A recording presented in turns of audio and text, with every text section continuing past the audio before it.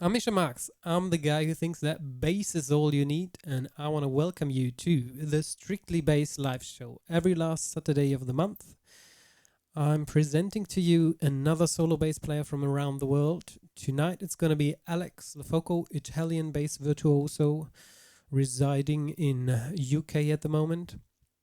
And yeah, we're gonna play some solo arrangements of well-known songs. So we're gonna play some original music, and the idea behind this whole thing, actually there's a couple of ideas. So first of all, I thought that us solo bassists have a very hard time doing our thing on our own. So why not connect and help each other out, but also help you, people that enjoy solo bass music, to find all of us and not just that one guy or maybe those three guys that everyone knows. But I was blown away when I was researching solo bassists to um, appear on the show, how many there are and how many amazing ones there are that I had never heard of. And I'm a solo bassist myself, so I should know a couple of names, right? But apparently there's so many out there that no one knows, that somebody has to bring them to you,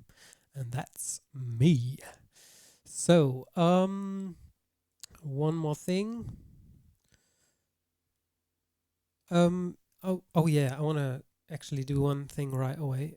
Julie, can you help me and click on that call to action button?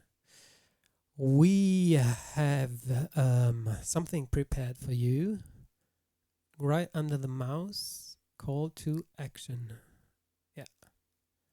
Now a little box should appear on your screen, and that says register for the next Strictly Bass show, because I actually have booked Strictly Bass shows all the way through 2021, and you can register right now. As you read it, pick your favorite ones, your favorite artists that you want to see live in action, and sign up to them now. You'll get reminder emails so you can't miss it, and you know how it is. Done and over is often better than procrastinate, and eventually miss out. So, are you guys ready to meet my guest? Then cheer for me. I can't hear you. Well, just give me a thumbs up and clapping hands in the chat, and then I'm gonna bring on my May guest, Mr. Alex Lofoco. Are you ready to go, Alex? Yes. Perfect. Because you're on screen now. And Hello. somehow, you know what? We're having a couple of dropped frames now. Maybe just stop your recording for a minute. See if that solves it. Any better? Yeah, much better. Just forget about the recording. All right. Okay, Hello, cool. Mischa. So, how's it going in the UK? Being Good all and locked sunny. up. Today's been good, man. Thank you. Yeah, it's been a sunny base day today, I think. Have you been out or have you been shedding away? No, I've been teaching a little bit and finishing some recordings for a new project we're going to release in the summer. Hmm. So I could enjoy the summer just from the garden today, but it's fine. Yeah. As far as I've seen, there's a couple of sunny days ahead, so Exactly. maybe tomorrow. Indeed. Okay. Thank you for having me on the show, man. I'm really excited. Really happy to be here with you all. Yeah. By the way, for everyone who wonders where I find all these amazing bassists, one of the main sources I use to find solo bassists or bassists in general is Bass the World, a YouTube channel um, that's created by a friend of mine, Gregor Fries. He's also Yes. doing all kinds of gear reviews and stuff. But if you're looking for bases that you haven't heard of that will blow your mind, that's definitely one of the places to go to. basetheworld.com, and you'll go directly to the YouTube channel. And that's where I found Alex Lofoco. I think it was a Yeah. video done on the Musikmesse, or it was some convention. Yeah, it was the music mess. Yeah, I did several videos with Greg, yeah. um, dating back 2014, 2015, I Oh, think, um, when it was still kind of big. I haven't been there for quite some time now. oh man, it's gotten Um, so small. They even changed locations to keep oh it yeah, all a little bit tighter and together. yeah. I haven't managed to go back in the last couple of years, but uh, but yeah, yeah. Greg is a great guy, and definitely you should check the channel out. Mm. Um, yeah, we did a few things together. Was really happy. He's very good, and the reviews and stuff. So Okay, how's it going with you? I'm doing pretty fine. I mean, having a garden and a family at home, I don't get too lonely, and I still get Perfect. fresh air knocked locked into my apartment, so I can't complain about that. The only thing that slowly really how do you say exhausting me is the fact that the little one's not in school and just home all day long, and we have to entertain her. And that's caused a little bit of tension in between the two grown-ups. Well, you got a lot of bases. You definitely have a lot of chances to entertain people, haven't you? Yeah, if it was that easy, I wish. But Yeah, I know, right? as daddy is a bassist, bass is just not that exciting to her. I mean, I did get her now to take drum lessons, which I'm very happy about. And my biggest mind blowing experience with her was 2 days ago when I drove her to school, and we had a Billie Eilish song was going on the stereo, Oh yeah. and which one is it? I don't remember the title of the song, but however, it starts really without drums and anything, and then at some point comes the big drum fill, tung, tung, chicka, tuka, tuka. And she just sang along with that, and I was like, she's Oh singing sweet. drums. She's not just singing the Yes. lyrics. She actually can hear the different instruments and knows which is what. So that really That lifted makes my a heart. big of a difference, especially for bass players. Yeah. Drums is our.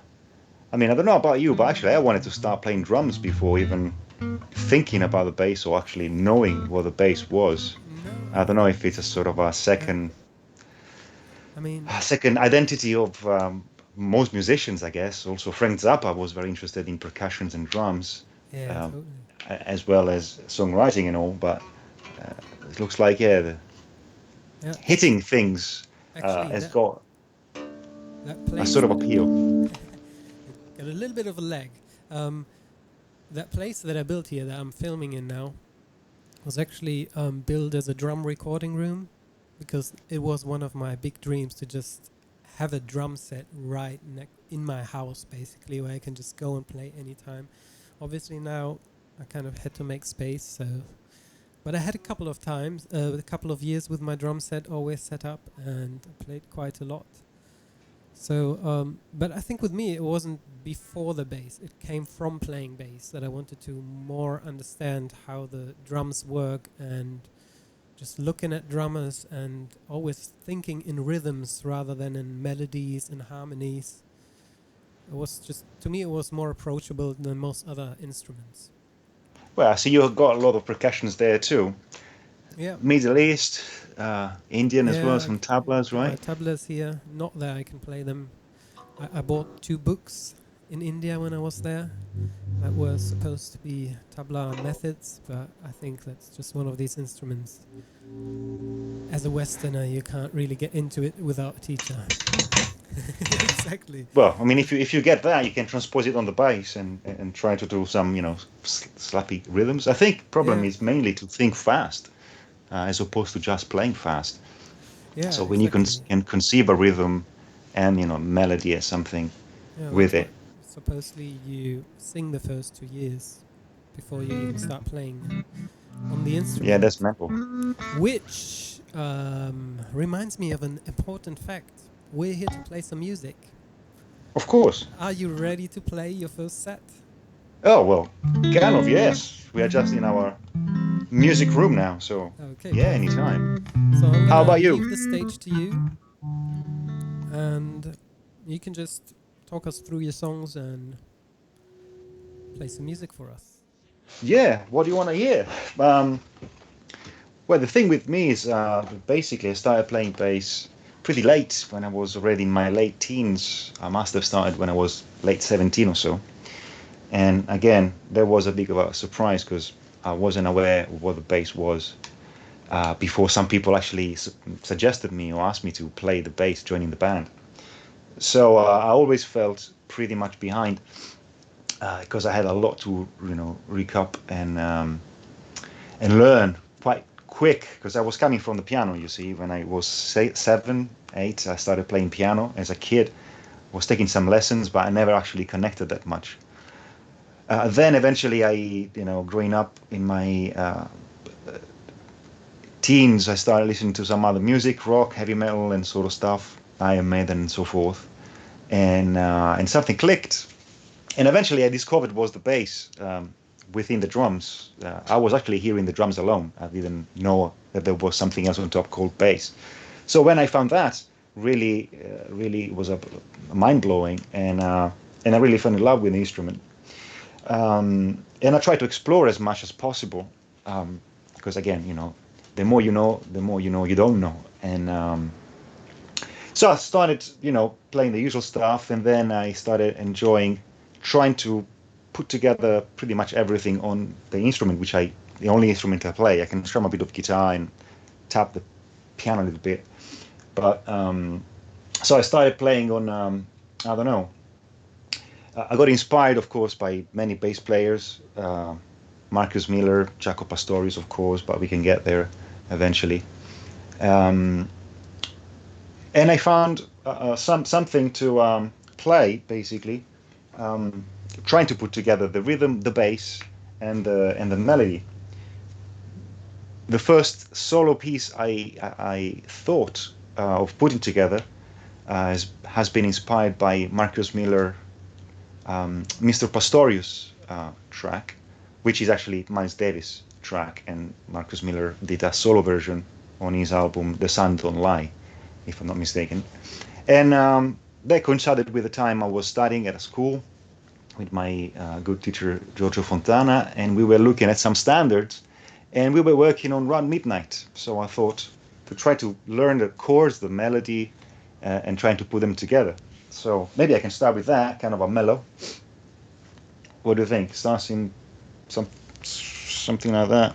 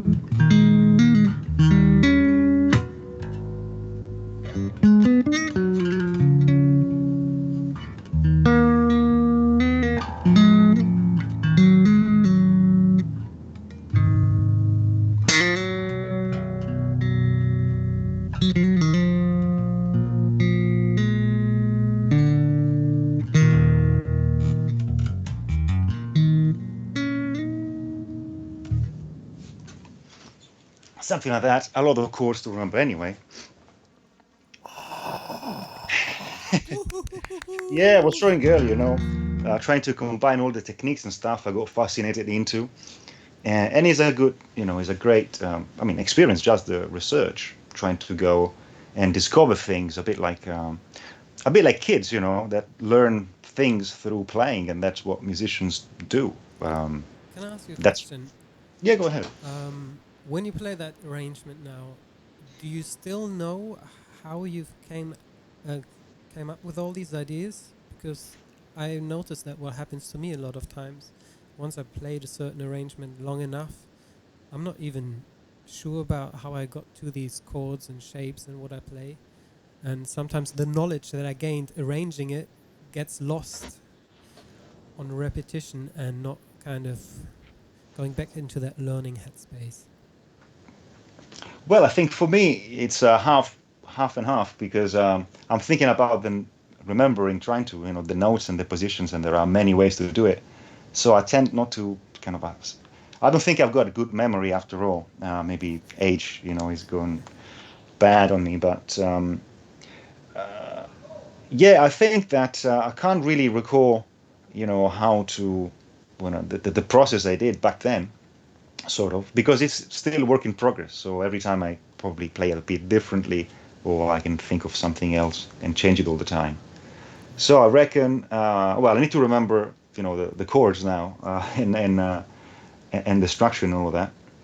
Um, but yeah, I see what you mean. That at some point, the arrangement, if you start it as a solo piece, it all comes together, so it becomes a kind of a fixed, kind of a structure, Yeah. and the mechanics go along with the tune as you play it without thinking of it.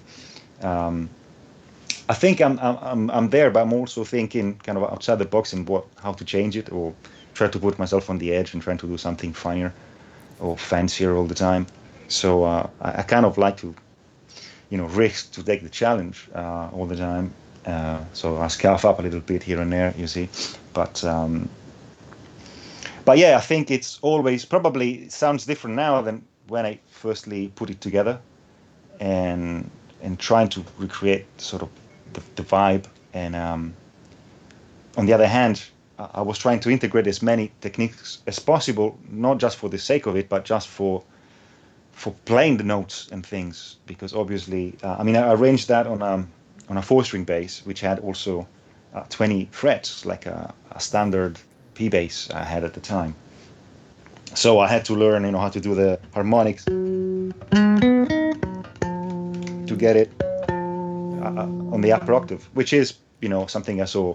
Marcus Miller did that, for instance, on that track of his. So I thought, oh, I need that note. How can I take it? And I go and pinch it one octave above. And the same for the strumming and the rhythm pattern, uh,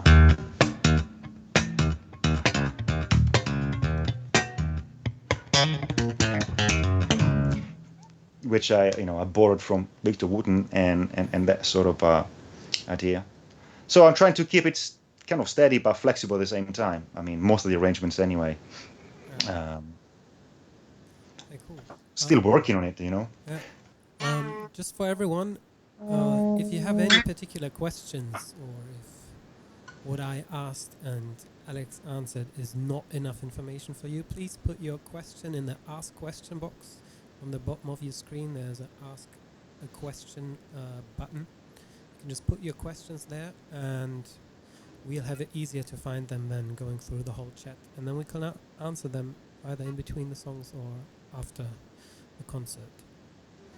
Also, if you are on Facebook, I've seen there's quite a couple of people watching from Facebook. Go and hop over to Crowdcast so you can take part in the chat, ask us questions, and there is a giveaway this time. Oh So yes. What is it? it's worth it. Are you gonna Well, spoil it? We have to wait for it. no, we'll have to wait for it. I already had my giveaway though. I've got a Oh nice yeah, T-shirt you exactly. sent me. You see, Yeah, make sure to open that unbasedors. shirt wide enough. Yeah, no, Otherwise, just it's gonna be all to you make need is the B clear, right? yeah, Happy to be an ambassador, exactly. So yeah, which is a nice thing. that's the mission here. Put bass into the spotlight, and I'm gonna let you play another two songs, Alex. So that's cool with you. And then I'm gonna take Yeah, over. sure. Yeah? Alright. Stage to you, my friend.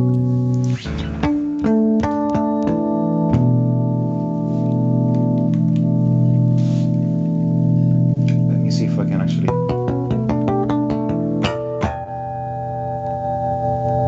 Let me just do a little quick gear change.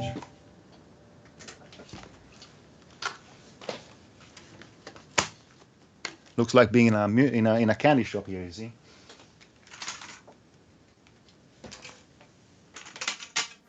I like what I see. Yeah, it's got a fancier top.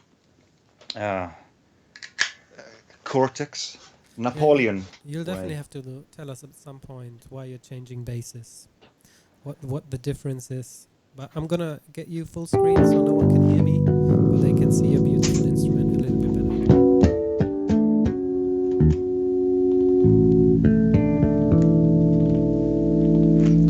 Well, actually, because somebody kind of asked about harmonics and stuff.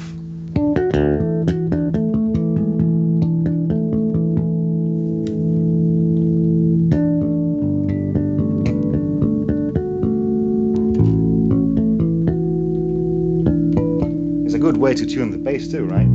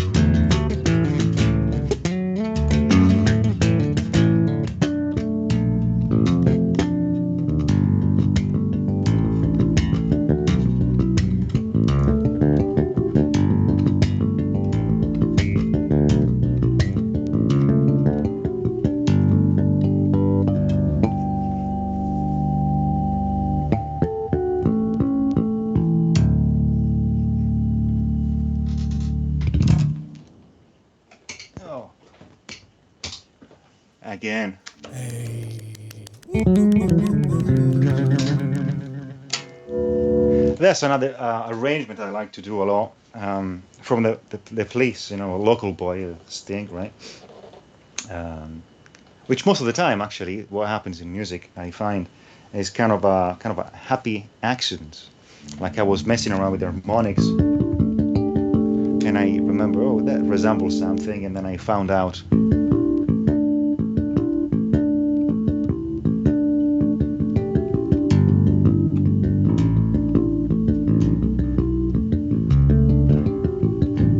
And then I say, oh, how did the melody go? So you find out things.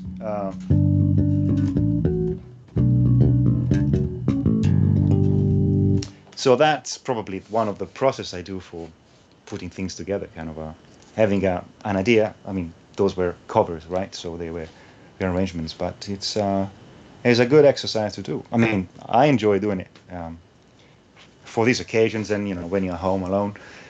Haven't been playing with a band for several months now. I mean, apart from some rehearsals and some studio work, with all this kind of a pandemic situation, uh, it's incredible to think of it alone. So being able to experiment and sit down home and then work out a whole tune by yourself is a great thing. Also to keep you busy and happy.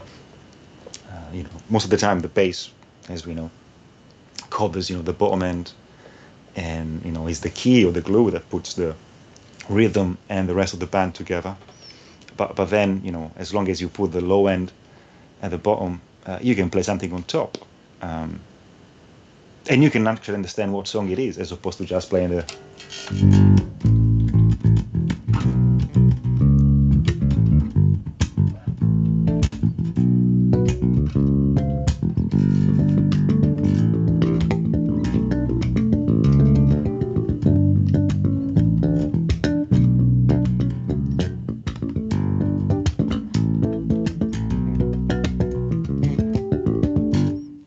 Right, so you just try to put melody, bass, and rhythm, which is what you do too, right? So that's the idea. That I mean, like I like to say, Jaco opened the door, and all we had to do was just to go through. So he experimented with that too a lot, and that's a beautiful thing. It's a great gift. We have, um, and many other bass players I know, and I had a good friend, Michael Mandring, also experimented and went really deep into solo bass compositions and super incredible techniques, tapping on a fretless too. So that's it means that the instrument has been around for 60 years now, 70 actually now. Still kind of young, but I don't really believe much in the kind of a labeling the instruments, like the bass has to do this, the drums has to do that. Doesn't really work with any other instrument. Like in classical music, you have some parts where they're upright, so the cellos that play the low end, have actually the main role. And if you think in singing, also you have, especially in jazz, you have, opera singers and also scats improvising singers as well. So uh, we can do the same thing on bass, on the tuba bass. Doesn't really matter, as long as you play the music through your instrument, as opposed to just play the instrument in the music, if you know what I mean. How do you see that? Well, I couldn't really agree more. It really is, and to me that has been a bit of a revelation when I started out doing solo bass, because the first piece that I wrote really just came together, like you basically just explained how you got into that Police cover, just experimenting, practicing triads, spread triad voicings, and all of a sudden I had a chord melody, and I was like, oh, this could become a song. And then just kind of one idea followed the next, and I had that first song ready. And then got my loop station and experimented with that, so that was the next song. And then the song I'm later gonna play that you already heard, Funked Up, was adapting a song that I wrote for a jazz trio to solo bass. And I actually promised myself never to play that song live again, but today might be the last time I'm gonna play it. For what reason? Just one more time. For one reason, because I feel that actually that song to some degree is a little bit over the top, and it's focused on every element is just doing so much that it comes a bit overbearing.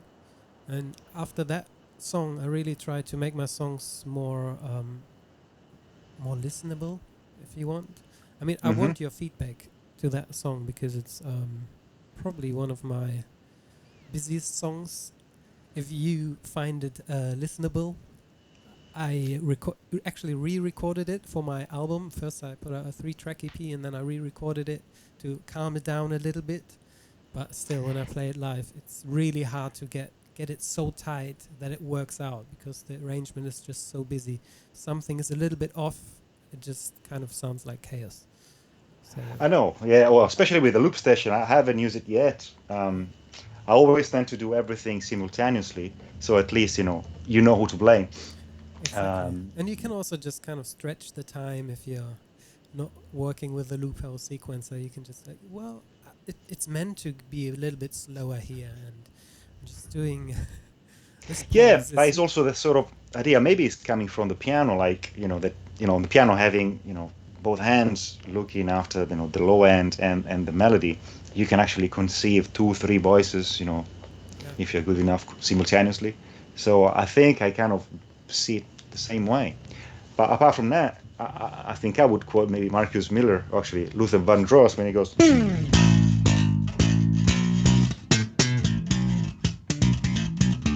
never too much, really. It can't really be that busy. So Yeah. I would keep playing that song, making it as busy as possible. Okay. Yeah. As long as, I mean, I don't think that, Mozart was really bothered with the making or, No. or Wagner, Yeah. I mean, I tend to agree with Ingvar Malmsteen as well. Yeah. So we both agree on the fact that more is more, and Yeah. it's impossible. Maybe some other times less works just as well. Yeah. But I don't know. I like to. Give it all. Yeah, I mean, try to. It's also. I mean, for me, is a kind of a challenge. I mean, it is. Um, it is just playing. It's like if. You don't have to get too greedy, but with just one toy, which is the instrument, you can put together as many stories as possible. It's like limiting a child, telling him, play Yeah. with just these three, dolls or something, but Yeah. don't do this, just play with that, Yeah. and it doesn't work. Just use the So storyline. as much as you can imagine, of course, I mean, you need to feed your creativity and trying to, to delve and develop, Mm. technically, and so. Yeah. But play it now. I mean, I'll be happy to hear it now because I just had a little hint. You want me to Little, start with that song? I think I'm gonna have to warm yeah. up with another song first. Well, I mean, I'm never warmed up. I mean, it's really hot now because the sun Yeah. is beating on my window, but Uh, it's gonna be fine. it's more warming up the nerves, really. I'm warm enough too. Okay, so Any questions so far? I'm gonna play 2 songs then,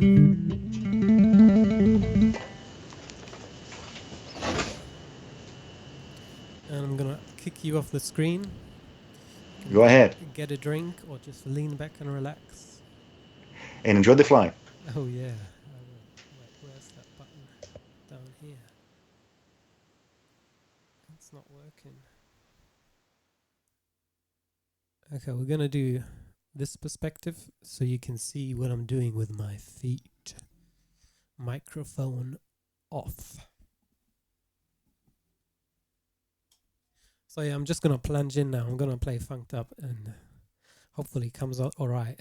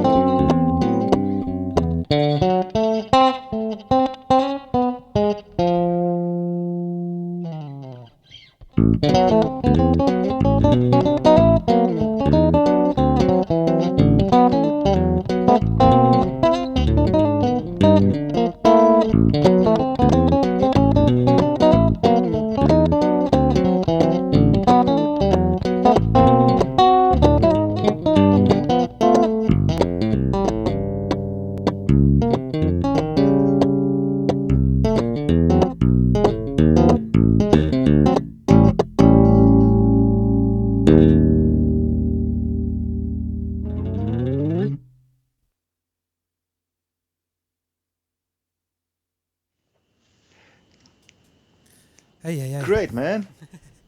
I made it. The most, how do you say?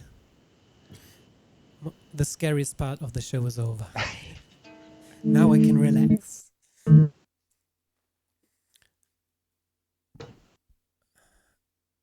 Oh, Alex, you're stuck in a very funny position. Anyhow, I'm gonna just go on and play another song. Let's hope Alex comes back. The next song is gonna be. Let me think which one I'm gonna play. I actually meant to play this one way later. Alex totally broke my set list now. Okay, anyhow, so I'm gonna play something to relax, a cover version. Let's see if you recognize it.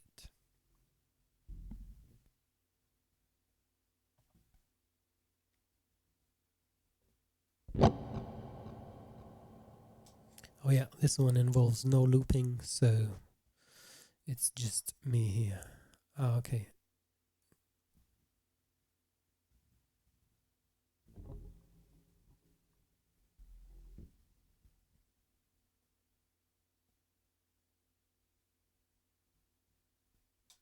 All right, Alex is back. Hello. No, I didn't. Everything good over here. Uh, two fingers, Julia. Three fingers. Yeah. Okay. Wrong way, Julia. Okay, I'm just gonna go on playing. People can't hear you, I just noticed, because I'm on full screen. So this conversation is a bit odd. Okay, the next song, cover version, this one's no loop included. That's why we're just gonna stay with this close-up camera.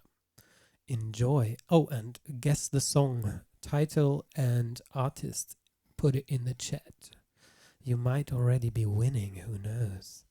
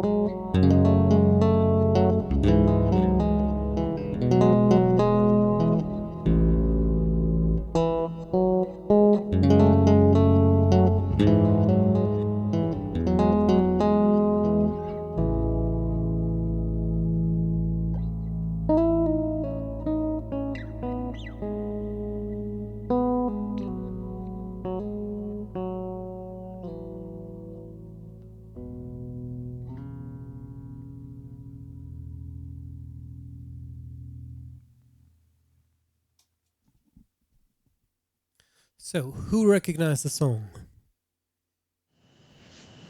Did you, Alex? I haven't, but I You was haven't? captured by it, and I was playing Oh. along with it. Beautiful. Yeah, I could hear you clicking in the background. Yeah, I think it still needs a couple of adjustments. I'm not sure what to do with the second verse. Just repeating the same, but maybe I'll incorporate something. So So, that is a challenge for the giveaway to find out what tune it is. um, oh, I'm not sure. If someone can say it, yeah, maybe. If no one recognizes it, I'll keep it a secret. I'll just pretend I wrote it and collect all the royalties. I should have done that on another song that I released on my last record. Apparently, no one really could tell. Discover it.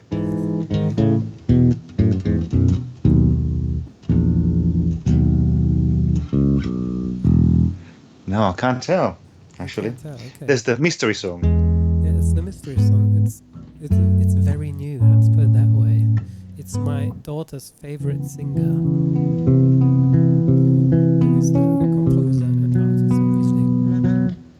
So yeah. How about? Do you want to play some more? Me? Yeah, why not? Yeah. We can chat or something. I was working out another arrangement, but I haven't finished it. So if you want to witness a work in progress, but Yeah, of course. Well, this was work in progress as well. It works, but there's some progress to be made, right? Okay, so I'll leave the stage to you, Alex. Oh, wait, one more time. For everyone on Facebook, come hop over to Crowdcast, join us in the chat. We're having some lovely chats, and you can answer us questions that we will answer about how we compose, how we play, how we practice to get to where we are. In the end, we're going to do a little masterclass. So stick around.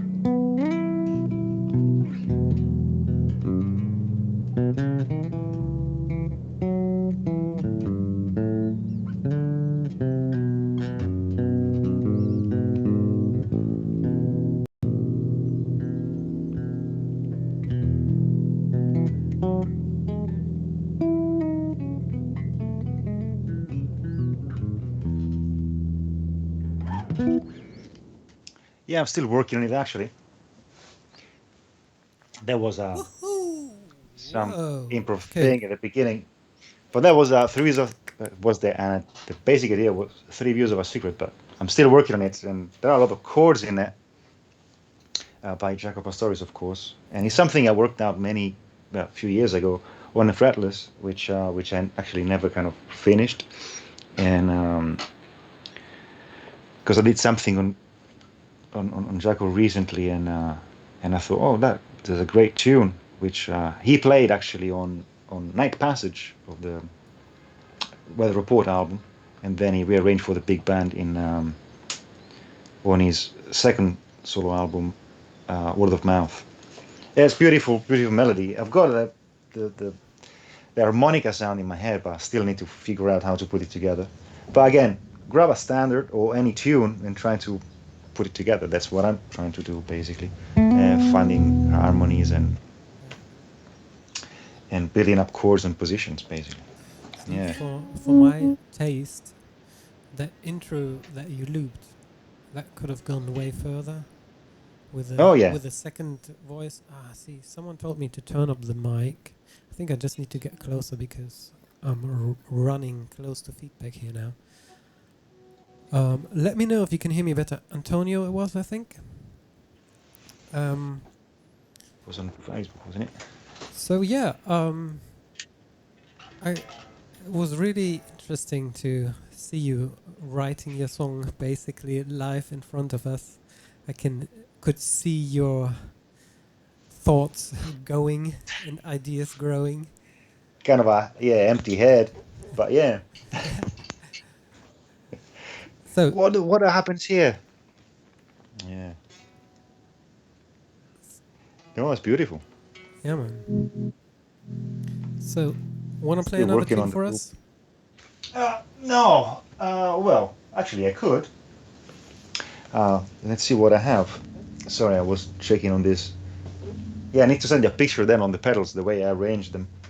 Uh, Still learning how to tap dance on them. Yeah.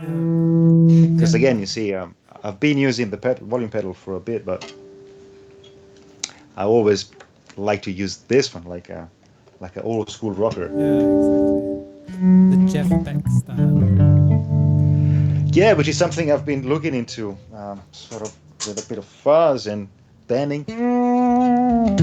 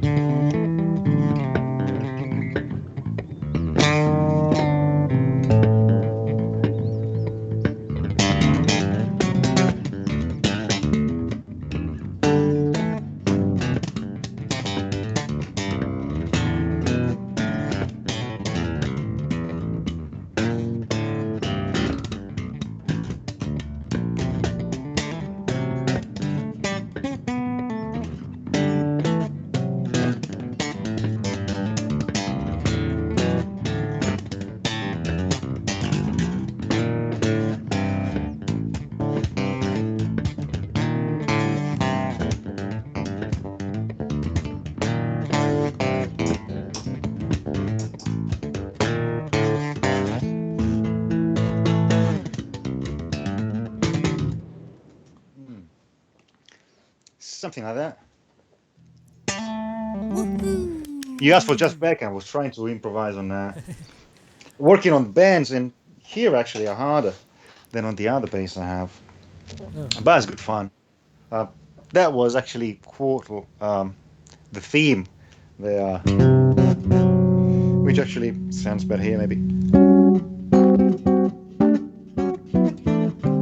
All based on quartal chords basically, just in the so fourth. what voicings. Kind of, yeah, exactly. In fact, And I have to say, I really love how different every bass player is that I bring on the show. I don't know if you watched any of the other shows, but we had Josh Cohen, who's really like Yes, into two-hand tapping and absolutely. also classical music. He does the Bach thing with two hands. Oh Then man, the way he plays like a piano, really. yeah, he I mean, really the does. independence he found. Then we had Carl Clues, who's also slapping a whole lot, but totally, completely different style to you. You're more the Victor Wooten, Marcus Miller style, and with Carl Clues, you can really hear the Mark King. He even plays his Yeah, the basses. king element, Yeah. which I'm missing altogether, actually. And I'm just too lazy. I can't really exactly, same with volley me. that fast. And once I started with the double thumping, no, I'm not going back to trying to speed up my single strokes. I never, I mean, actually, but it's a funny thing for me, though, because I got into Victor Wooten um, techniques and then obviously in his music and all of that, mainly, primarily because I wanted to learn how to play one Marcus Miller's tune, Power, which had that funny bit at the beginning, right? And I couldn't figure it out. So I remember my teacher at the time, Giorgio Fontana, I borrowed a VHS, a cassette of Victor Wooten super solo bass technique Oh thing, yeah. the first one he did. And I couldn't really understand much at all. But then when I was approaching this Marcus Miller tune, I thought, oh, hang on a minute, there is that guy that does a funny business with his thumb. Maybe I can learn something Uh, from that to transport it, and learn Marcus Miller. Then eventually I started investigating and, you know, kind of started digging into Victor Wooten stuff, yeah. and I got into his style a lot, and I never actually learned Marcus Miller. I can't play a Marcus Miller tune from It's so funny. It start. was almost the same with me. I mean, there definitely is the parallel of first knowing Marcus Miller. I think the first song was um, got, Panther. Oh yes, Well, I learned the intro, and then it was after that I was like, okay, I don't know how he does all of that stuff. it was.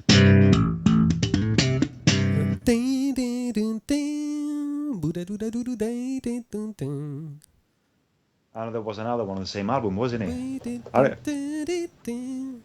It was some like 7-track live album that I had from my bass teacher. And then I kind of forgot about Marcus for a while because I was heavily into metal at that. Yeah, exactly that one.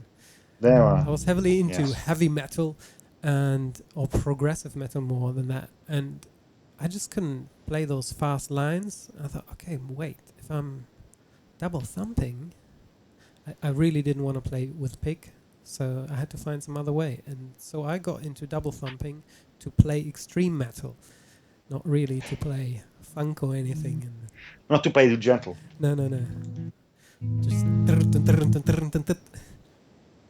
Yeah, it is actually more convenient for certain things. yeah.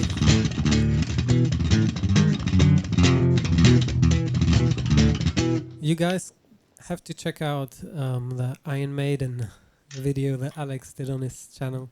It's on YouTube and Facebook, or I'm not sure if the full version is on Facebook, but just check out his YouTube channel. Maybe you can put it in the chat. Someone can put it in the chat. And yeah, Oh yeah, that's the exactly what I'm well, talking Iron about. Maiden was my first kind of love. Really, is the band, that took me into really that tickled my ear, and you know, I started listening to music for the first time through Iron Maiden. Really, again because of the drummer, because I didn't know, the existence of the bass, and for me the drummer was a god with that sound, which changes the note of the toms, and he had that percussive metallic sound. Yeah, Then I found eventually it was the bass on top of the drums that was giving the note on the drum pieces, and he yeah, had that metallic quality to the percussive sound. yeah. So yeah, and so I had my a lot of playing, and I kind of got a sort of vibe, I guess. So for that reason, then I wanted to translate it into the kind of how does it sound on it, just for fun. So it was more like a challenge to retain the same vibe or the same sort of spirit but with a completely different technique. So, and on the other hand, is actually somehow, I wouldn't say easier, but it's less stirring, for instance, because you can actually hit pretty lightly and have that snap. Yeah. So yeah, or you can go faster, Yeah. like.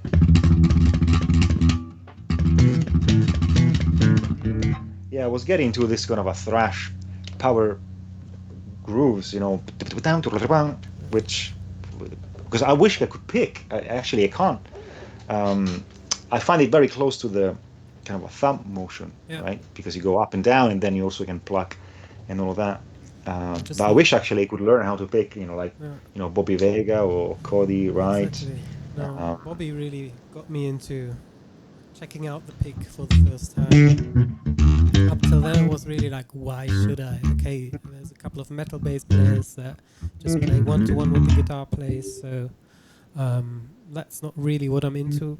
Especially when I'm listening to metal, I like it when the bassist does his own thing together with the drummer and the guitars do something else.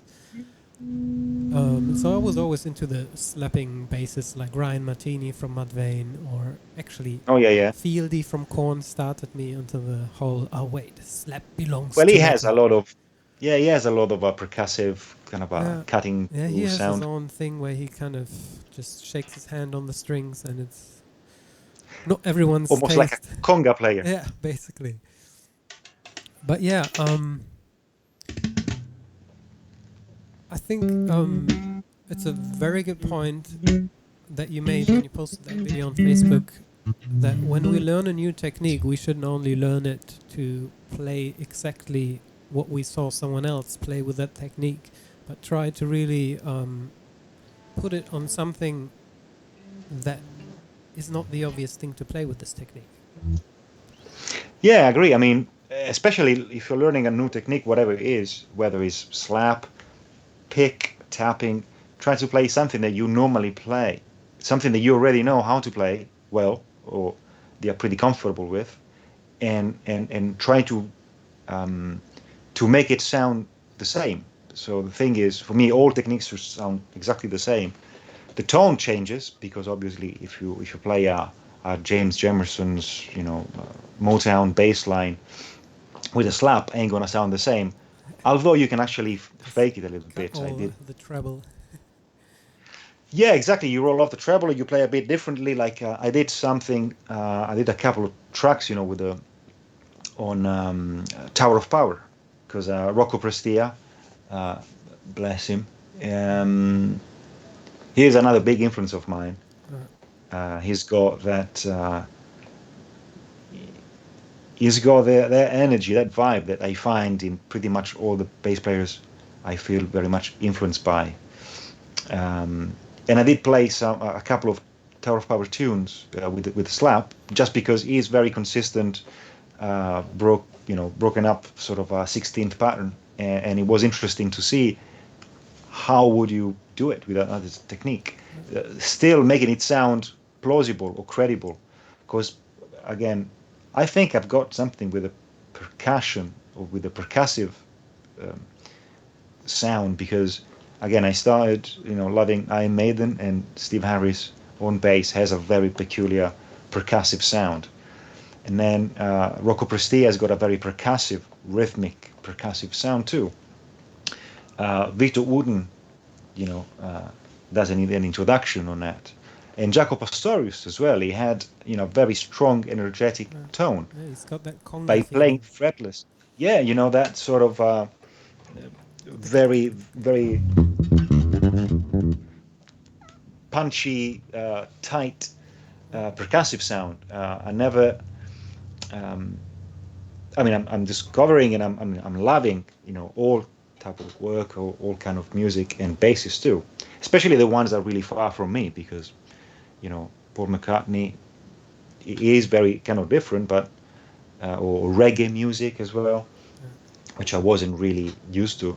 I'm discovering it and loving it because it's so diverse, so different. So you can definitely learn more from what you don't know than from what you already know. yeah, definitely. But something must have that sort of a punch or kick, And so actually I found that using this percussive slappy, double thumping, slapping, whatever technique, you can actually get kind of close to Iron Maiden, or Tower of Power, Did you know and that? Jaco Pastorius too. I mean, that did play. Did you know that Bobby Vega filled in for Rocco at some point? Yeah, of course. Yeah, he Uh, told me. and Yeah, he did. he had the same 15, 20 problem. years. I think he was called into the hospital. I was like, but Rocco, I can't play like you. It's like, that's okay. Just play like yourself. Yeah, of And he course. then had to make it work with a pick, but obviously it worked. Yeah, exactly. I mean, because he has a very percussive. Again, for me, it's very slappy sound because obviously he hits the string and has a kind of a rest stroke, and but then also uses the muting, the palm to mute, Yeah. and so he has that very percussive, and also he has the backbeat, like Little Wooten does. Yeah. So when you're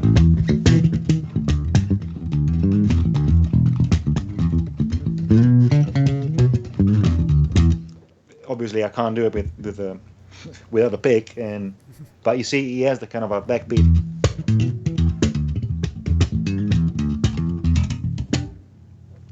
So that's all about it really. Especially in, I would say, well, in rock and blues and funk, jazz. I mean, pretty much most of, you know rock comes from blues, and all the, blues heritage, jazz and funk. They all have the a strong backbeat accent. Yeah. So if you can do that, you can pretty much fill in anything. Um, but yeah, so definitely when you learn a new technique, try to apply it on something that you already can play really well, as opposed to learn the usual patterns. For slap, I never got into slap personally because, well, I didn't really listen to much slap music, Yeah. or that sort of.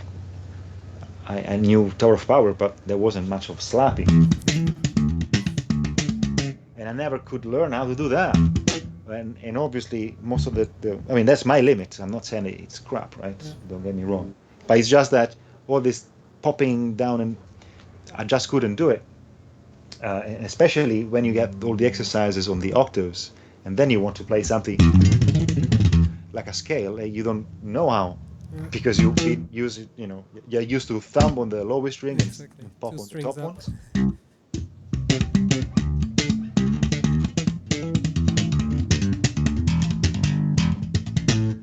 How was that one? Okay. Um, I've lost track, Alex. Were you playing the last song or was I? Yeah, I was playing the last one. Okay. Shall I play one I more? think. Yeah, go ahead. Okay. So let me clear the What are stage. you presenting us? Um, I'm gonna do a solo bass, no loop station, and this one's actually there's a Bass the World video as well of that song. It's called Sonatine, which got inspired, at least the name, by a Japanese gangster movie by Takeshi Kitano, which I was a big fan of. And yeah, that song, I don't really know what to tell you about it. Maybe I'll think of something once I'm done. Let me just play it.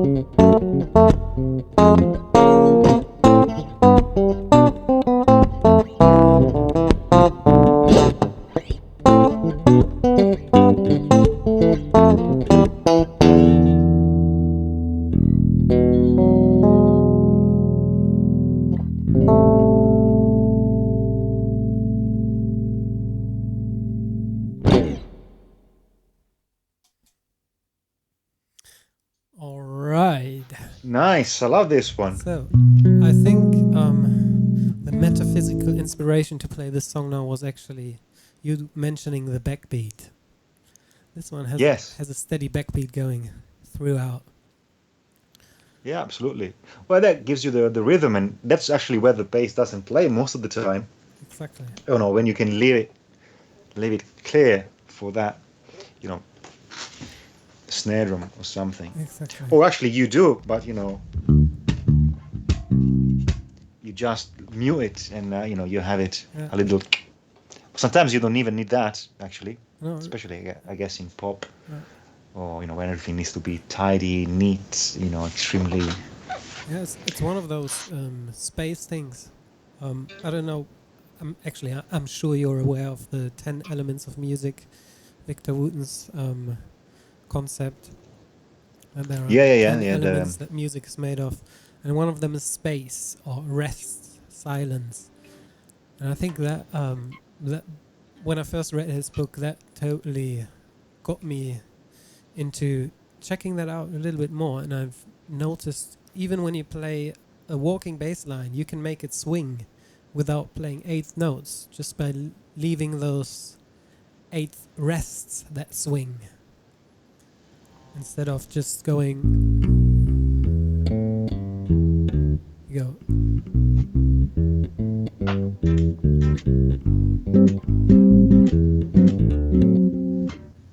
Just leave the rest, and the mind will put that shuffle in there. So if you let me, I've got another song that has exactly that style of bass line going. My last... oh no, that's not true. I've got two more songs. I'm just going to play one, and then I'll leave the stage to you again. Sound good? Great. Okay, so this song... I'm going to go on this one again, because this is a loop station song. This song is heavily influenced by all the amazing blues musicians, and I visited my dad who's working in Chicago for a year and checked out the blues clubs. And yeah, that kind of got stuck, and when I was ready to record my album and compose the last few songs, this one just came to me. It all started with a groove and then kind of turned into this beautiful blues I call Sweet Home. And I'm sure 3 of my students are in the audience who are actually just a week ago we did an online concert and they recorded the theme, the melody of that song. I split it up 3 parts. Each one got to play their own part and made a little video of that. That was great fun. Alright, so now, Sweet Home, take you to Chicago.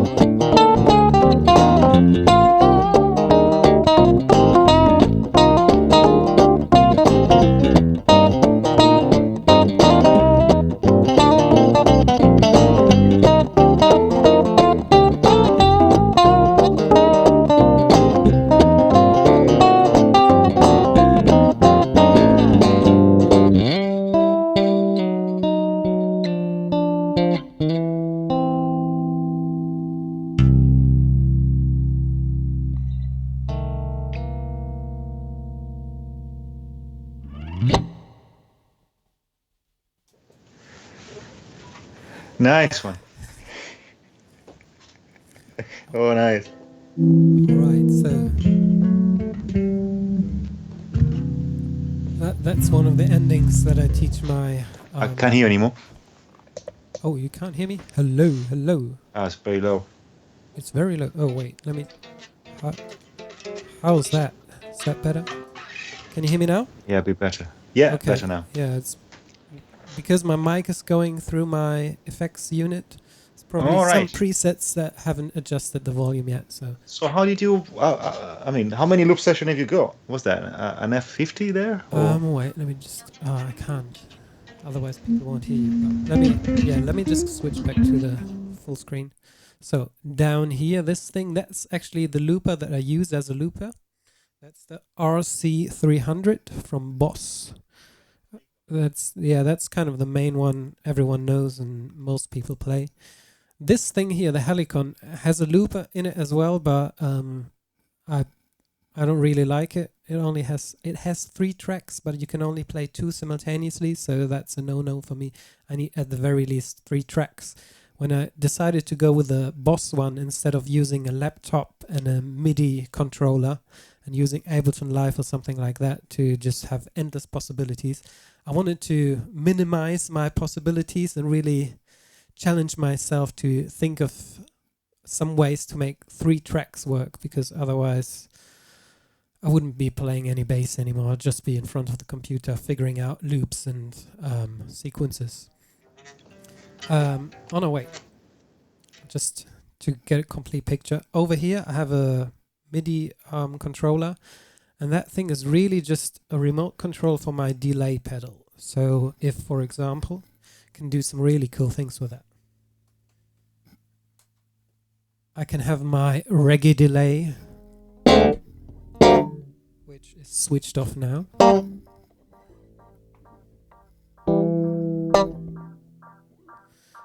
Can you hear it rise?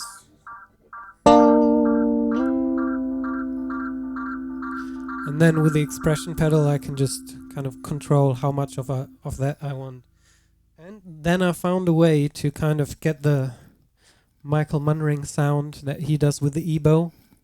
I have an auto volume delay on this unit, and I can also just control the amount of delays or the length of the delay. And I can just set it to 0, which is never ending, and I can play a chord. Wait, let me just switch over here. So now it's only the delay. The dry signal is completely gone, and I play a chord,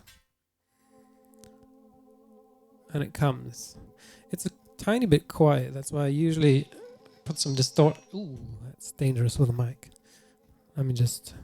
Yeah, come on. I have to demonstrate this. It's too much fun.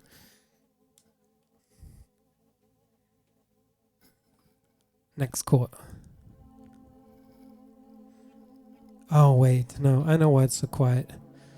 Because of this one ABY switcher I have here. So now the chord just keeps going, although the unit's already switched off.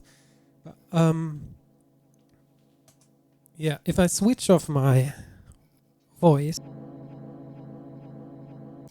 the delay gets a lot louder. That's unfortunate if you use passive ABY switches. That's why I have this blue thing here, which is my active ABY switcher, which kind of lets me put delay in and delay off, because most of the time when I'm playing I won't sing at the same time and use the delay, Because if I use delay on the voice, it's going to come from the Helicon. So works out up to now. Okay. Yeah, there's the live streaming problem. Yeah, to some Beautiful, degree. man. If I mean, it sometimes happens is. that I forget to switch off my mic, and then I wonder, why can't I hear the delay? Why is it so quiet? And then later I'm like, oh, that's why. And it's also annoying because that mic, I mean, sometimes I do some beatboxing, like just to get the hi-hat sounds, which you really can't replicate on the bass. And then if I leave the microphone on and I keep looping, I get not feedback, but kind of what plays from the amp goes into the mic again. So I just don't get clean loops. So really gotta be on your toes there and think of everything. Yeah, that's another skill altogether, to manage all the sounds and things. Yeah. I feel like I'm still quite behind. Well, you're ahead in other sections. Well, I'm trying to compensate, or try not to rely too much on technology I don't understand. I couldn't really work out any kind of a digital interfaces, or only have kind of a pedals where I have, some things to touch, Couple of pots, twist around, feel around with, so at least I know what's happening. I couldn't get anything out, decent out from, but that's my limit. I never really never sat down and program things. I found it really, really hard. But the other thing is an attitude. I mean, some people can manage to program things, and some others like me, better to have, to be honest, an I analog had some thing. phases with that because when I was studying music back in 2005 to 2010, I started a drum and bass project. I was playing bass, and we had a drummer, and then a guy who was just running effects, playing a little bit of saxophone and sequencing samples. And there I had this array of different effects all in my rack, and actually I've gotten back to the same amount of foot pedals, but I just do way less than I used to do with them. And it was just like tap dancing the whole time. And then I bought my first really nice bass. And I was like, oh, you know what? I kind of really like the dry sound of this bass. I don't want to put any filters and distortion on it and ruin the sound. Like, why do you buy a €2,000 bass and then make it sound like 150 that's going through effects? Like, if you're really going deep into effects, you actually don't need an expensive instrument. And what I've noticed, if you're like into drum and bass and this whole wobble bass dubstep kind of sound, what works really great is dead strings. Maybe even flat ones. Haven't tried those, but I always notice when I switched my strings, changed my strings before a show, the sound was just not working out. Possibly because they got less harmonics, so it's easier to track. Exactly, that was the problem. I just didn't get that low end punch. It was just all up. All right, Alex. We two like to chat a lot. Let's play some more music. Are you ready? Yeah, right. Yeah, I'm thinking, I don't know, some sort of a blues thing. I've heard you've prepared a couple of Chaco things. Which one? I remember two. Want to play one of those? Yeah. Or maybe even both as a two song set. Okay, I'll leave this stage to you. Ladies and gentlemen, Alex Lofoco. One more time to you Facebookers out there. If you're not on Crowdcast, you're missing out. The giveaway is coming, and if you got any questions, they only will be answered here on Crowdcast. Just check the link in the comments and hop on over. Also, everyone who is on Crowdcast, check my website to sign up for the following events. We've got great guests coming, and actually, next event is kind of a special one because it's already in 2 weeks. And it's also going to be a bit of a masterclass because my guest is Ed Bateman from theworldmusicmethod.com. So he's really dug deep into African bass and how to play it, and is going to present us how that works. Sign up, and now I'll shut up. Stage to you, Alex. Thank you.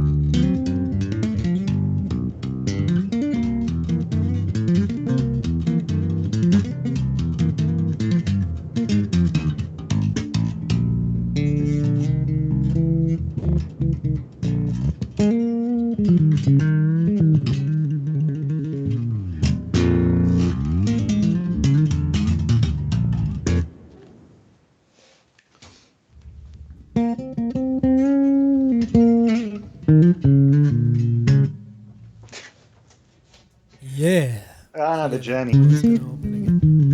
Use the guitar stand. Ay, ay, ay, ay, ay, ay, ay, ay. I think. The chicken. Yeah, that was from um, Pee Wee Ellis. You know, another favorite, Jacko's favorite cover. He liked to do that one a lot, and they also came from a sort of a need of, I mean,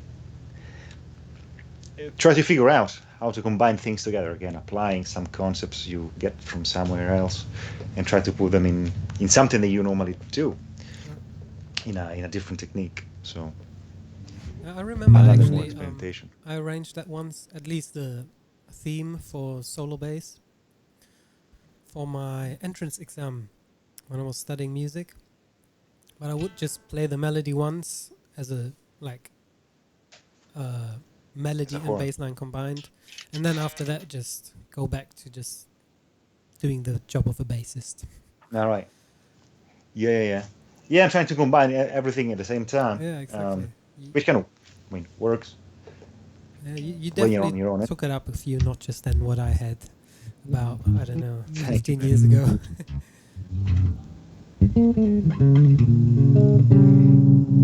Then did you have the other one? Uh, a request. Yeah, come, play it.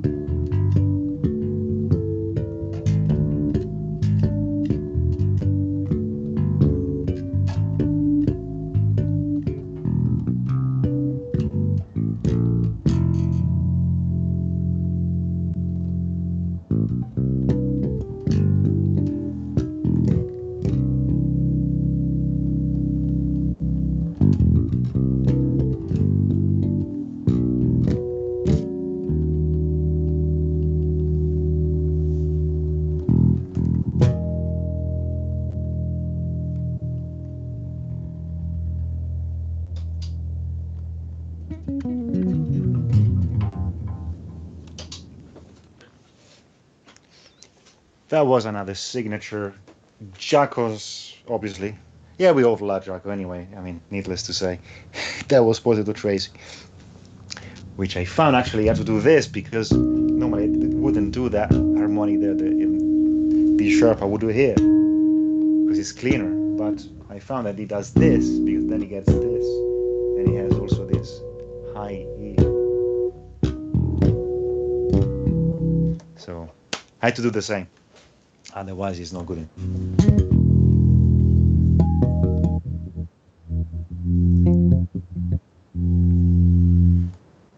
Yeah, it is kind of demanding in this one too. But for that one, actually, I get a G sharp and get the fifth pinched. Oh yeah. Many people do the octave of D sharp here, but it doesn't work for me. I think here is neat.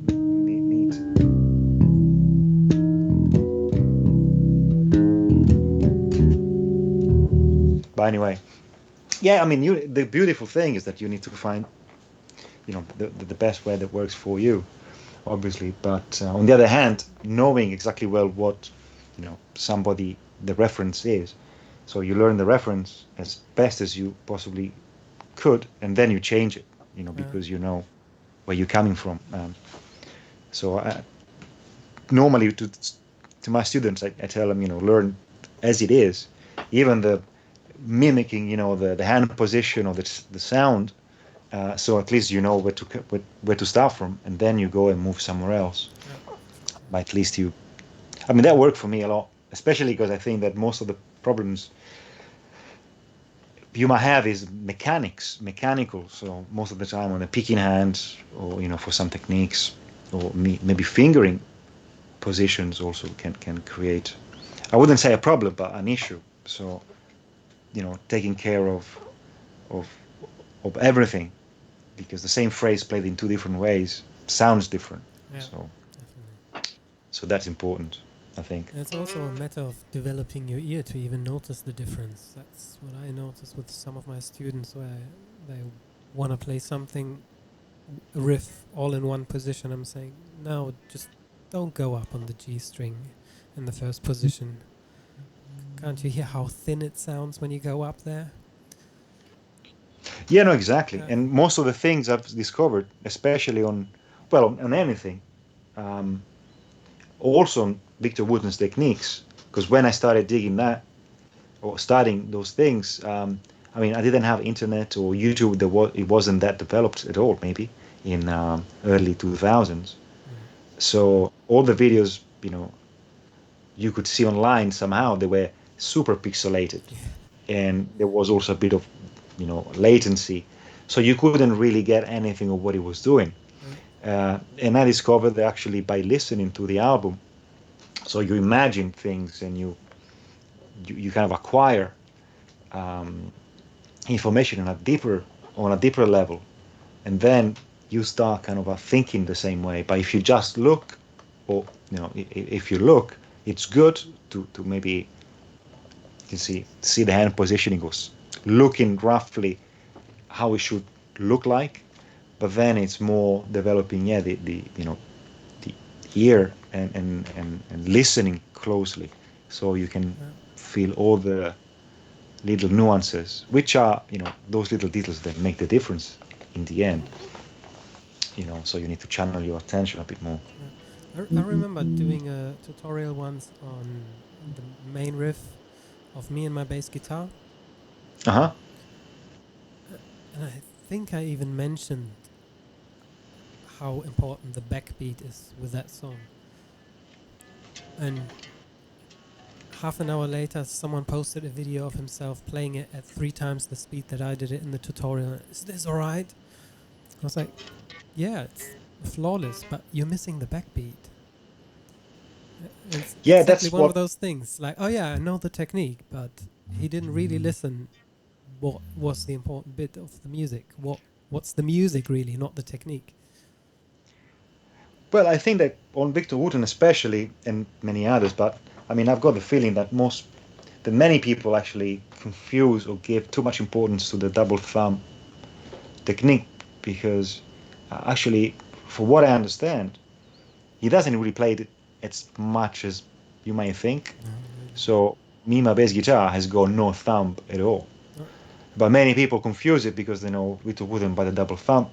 So they think that the double thumb is everywhere, Yeah.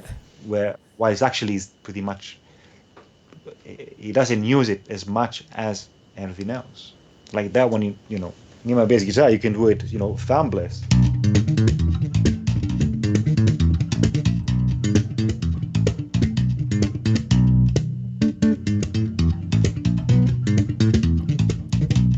You see, but people see this, and Yeah. but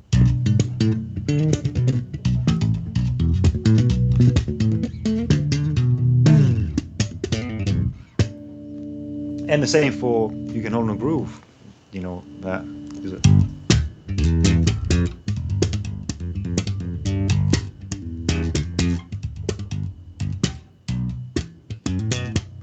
So if you do it in C, for instance,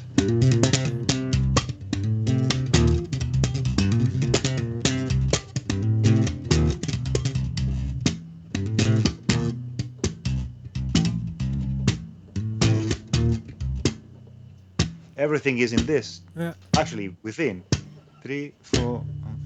that was the thing when I first started checking out Victor Wooten. I got his.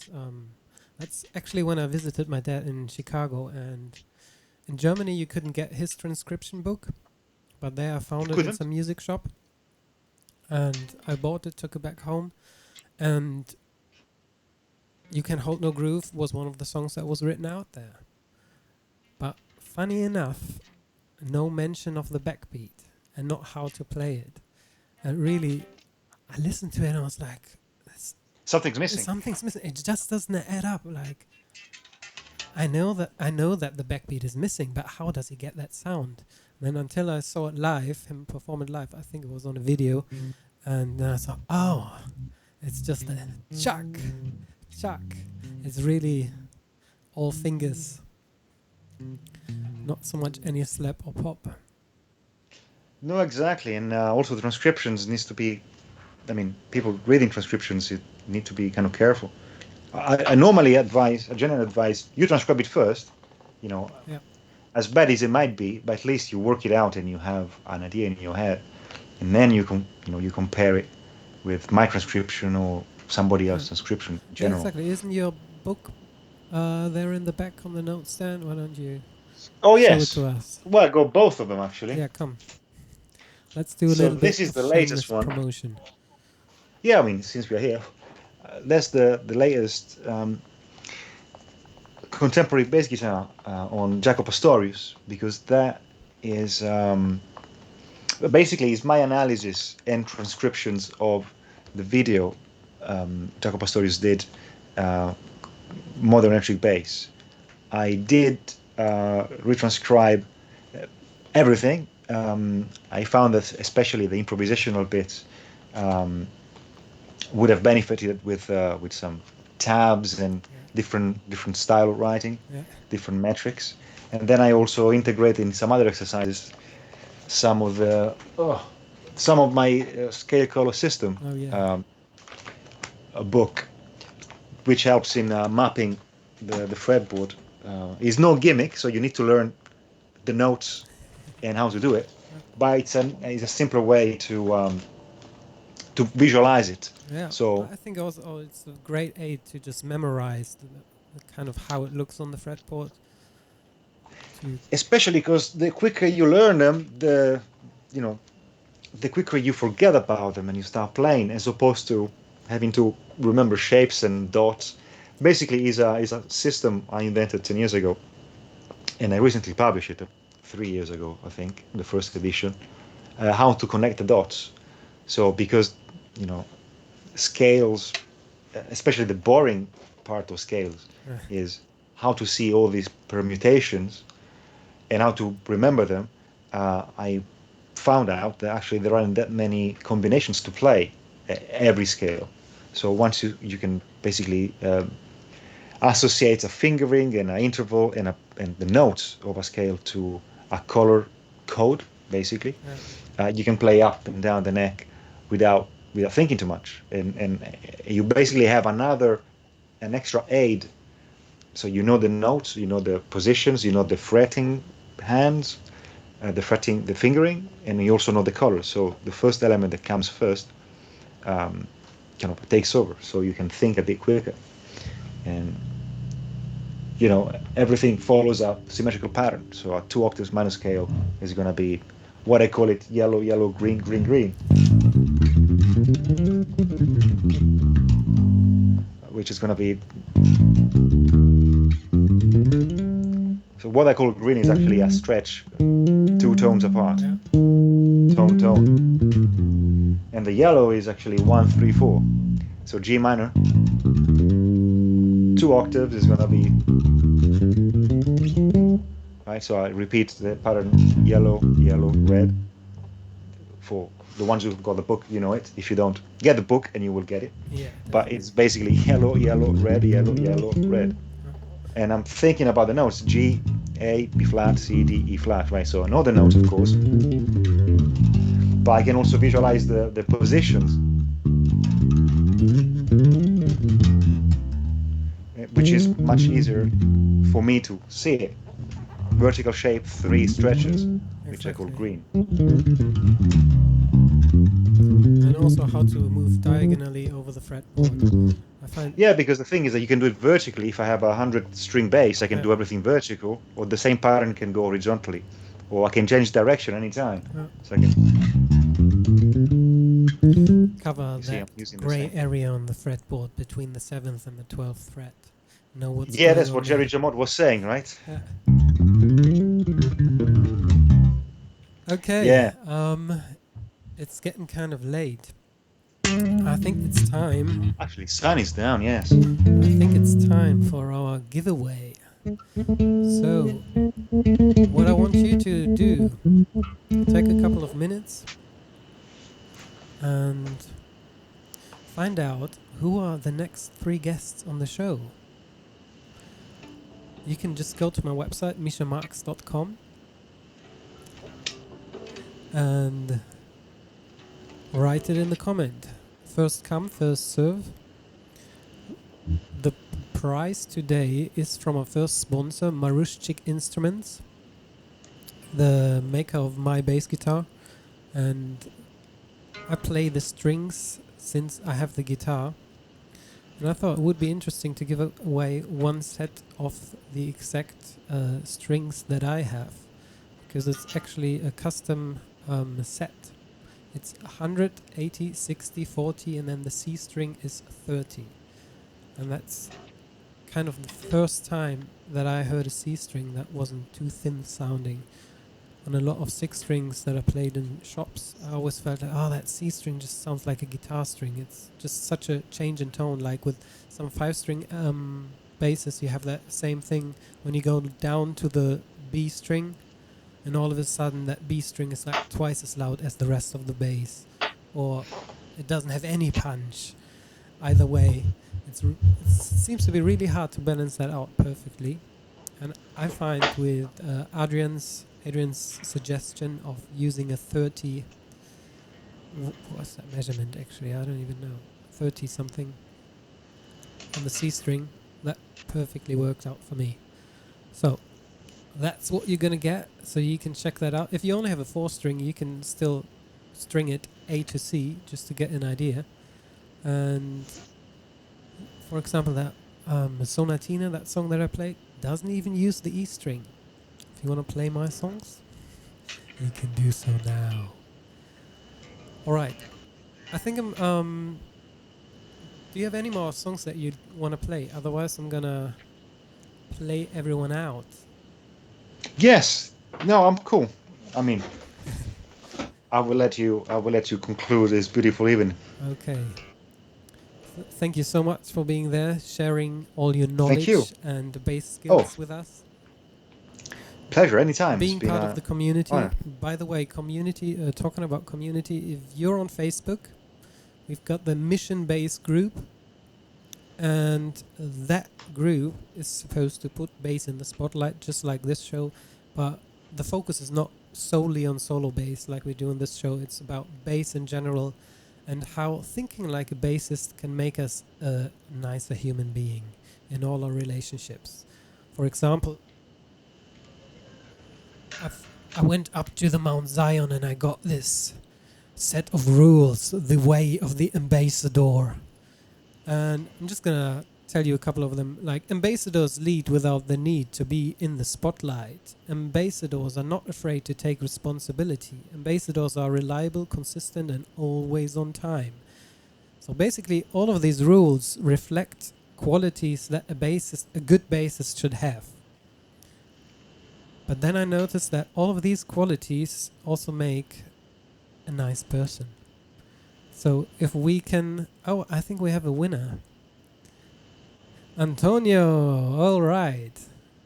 So if you have a 5-string, that's perfect. If you have a 4-string, then you just can switch in between E to G and A to C. Okay, so Antonio, I'm not sure if you're on Facebook or if you're connected with Alex, but actually no, I've got your email address. I'm gonna write you an email address so you can give me your post address and I'll send the strings to you. Okay, let's wrap this up with a little bit promotion from my side.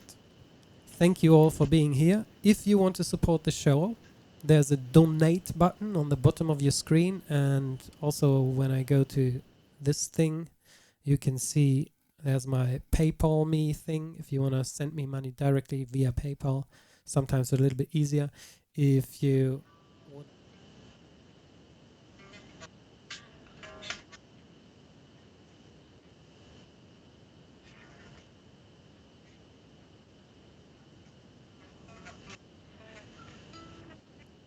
other than that, you see these cool bass shirts and caps.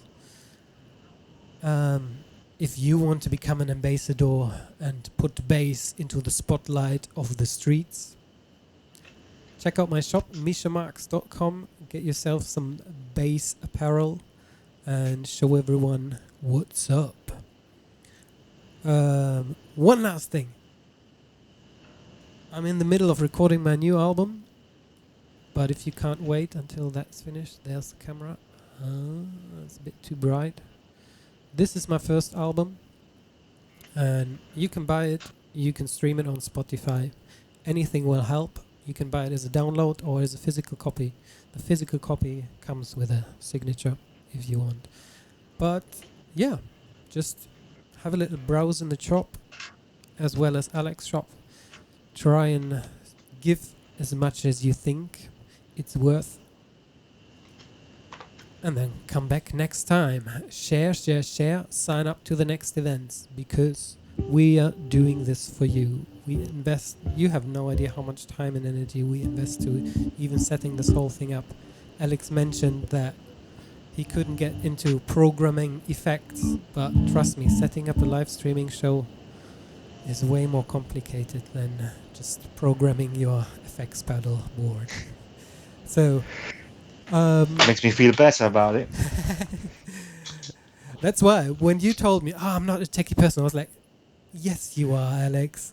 You're using OBS, your online lesson setup Well, I did is that. Yes, on the it's pro when it level. comes to playing and fiddling with technology. Yeah. That's simpler. Just because you don't like it doesn't mean you're not good at it, right? So Oh well, it's not that I don't like it. It's I feel I've got a limit. okay. Well, Uh, we all do, but that's I'll be working on continuously it. extendable. Oh, indeed. All right, I'm gonna play a last cover version, and just for jokes, let's see if there's some reggae fans out there that can tell which song this is. It's by one of my favorite reggae artists. It's not Bob Marley, by the way.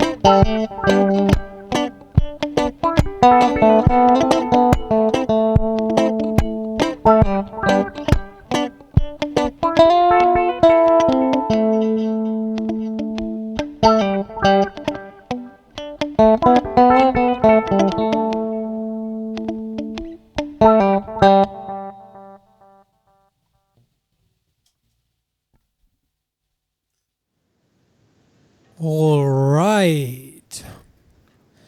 That's it for tonight. Thank you everyone for joining us to put bass into the spotlight. As I said before, you can donate to support this project. You should definitely right now sign up to all the future episodes. As I said, there is 6 more booked for this year. Next one is already in 2 weeks. Obviously, if you think, oh, that bassist, I don't like how he plays, sign up anyway, because you never know what you're going to learn. Especially if you're a bassist. All my students, if you don't sign up, I'm going to fire you. And yeah, man, Alex, it was so great to Thank you, having man. you. Pleasure. And I hope we can do this in the future again. I actually, Yes, of course. what I really wish for and what I'm working on is to make this show big enough so we can do this in person at some point. Rent a That'd be spade, awesome. fly everyone in, get a whole camera team to film it, and have people there in person joining us. Because I don't know if you've visited any base camps, maybe Victor Wooten's Base and Nature Camp or something like that. No, I haven't attended. Okay, yeah. As soon as the physical camps are open, you should definitely have a look into that, because that's, to me, those were some of the most life-changing experiences that I had in my bass career.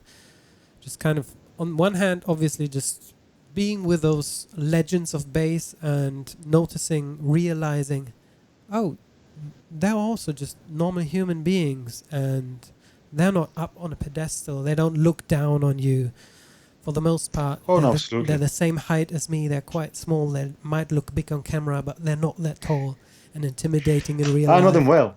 Yeah, I know Victor and Anthony. Exactly. And yeah, we had the Warwick Bass Camp in Germany for a couple of years. Warwick was throwing this big bass party, and I hope we Oh, yeah, with can bring these Ove. events back after the pandemic is set and forgotten. So yeah, any last words? Anything you Well, want to I share? hope there won't be the last, but for tonight, yes. I mean, it's been a pleasure to do this. Let's do it again, and obviously, if will be possible to get together and do our bass show or bass day with you and another guest, that will be awesome. Definitely count me in. Okay, I will. And for all you listening, thank you for spending this evening with us. And I hope you enjoyed it and learned something. So, keep safe and enjoy your bass and music. Exactly. Keep playing bass, and you'll stay healthy automatically. I've heard music's good for the immune system if you listen to it, and if you do it yourself, even more. So keep up playing bass. Love and bass, everyone. See you on the next show. Goodbye. Bye bye.